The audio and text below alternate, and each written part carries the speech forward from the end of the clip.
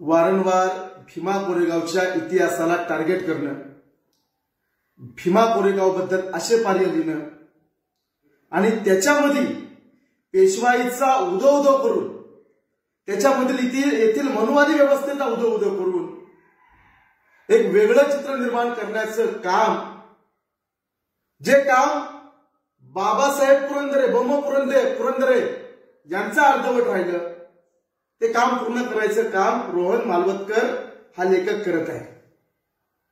हा विकृत मानसिकतेला लेखक करत आहे.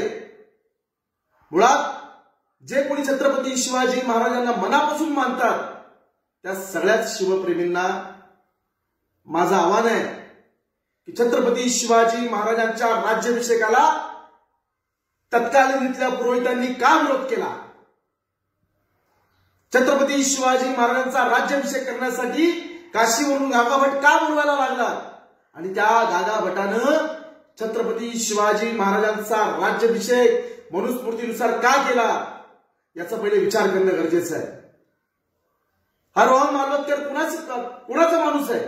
तर रोहन मालवतकर मनोहर भिडे, ज्याला भिडे गुरुजी म्हणून महाराष्ट्राच्या नालायकाची ओळख आहे, हा त्याच्या विचारसरणीचा माणूस आहे.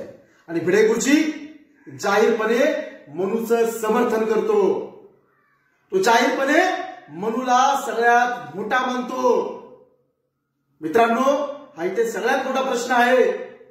ज्या मनुस्मृतीनुसार छत्रपती शिवाजी महाराजांचा छत्रपती राजर्षी शाहूंचा अपमान झाला होता, तो अपमान आपण सहन करायचा काय?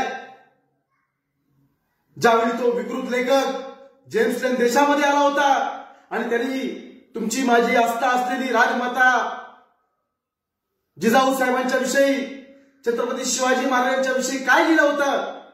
अरे काय रक्त खवळत नाही?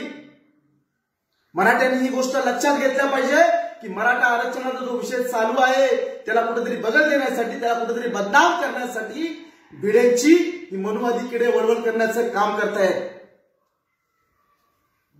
मराठ्यांनी प्रश्न विचारला पाहिजे रोहन मालवतकर सारख्या नालायक व्यक्तीला की त्या जेम्स लेनच्या पुस्तकामध्ये, त्या जेम्स लेनला या महाराष्ट्रामध्ये छत्रपतींविषयी, राजमाता जिजाऊंविषयी कोणती माहिती कोणी दिली होती?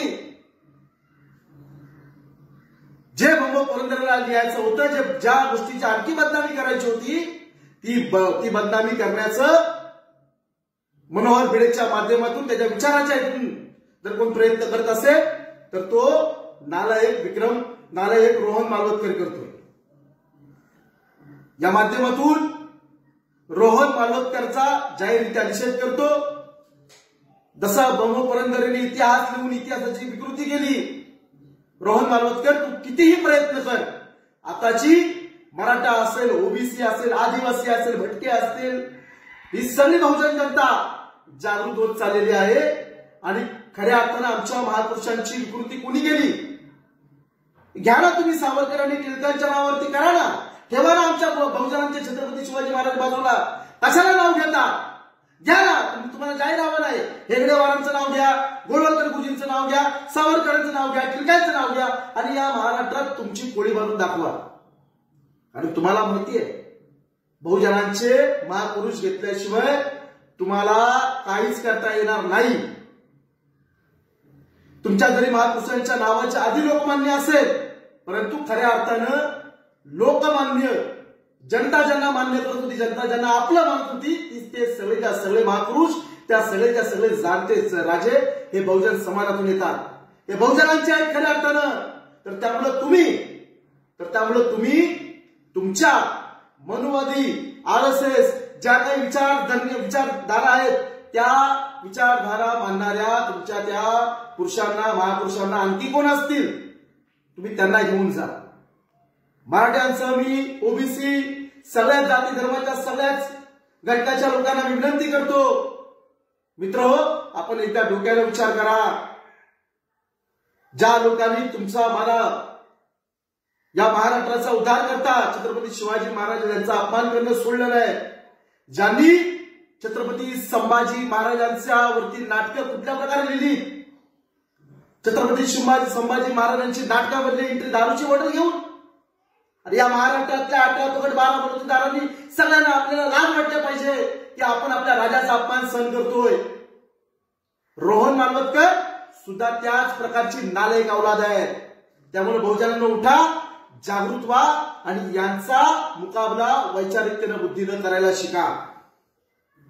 छत्रपती शिवाजी महाराज जिंदाबाद, मासौ राजमाता जिजाऊ जिंदाबाद, छत्रपती संभाजी महाराज जिंदाबाद, महात्मा ज्योतिबा फुले जिंदाबाद, छत्रपती राजर्षी शाहू महाराज जिंदाबाद, डॉक्टर बाबासाहेब आंबेडकर जिंदाबाद, डॉक्टर बाबासाहेब आंबेडकर जिंदाबाद.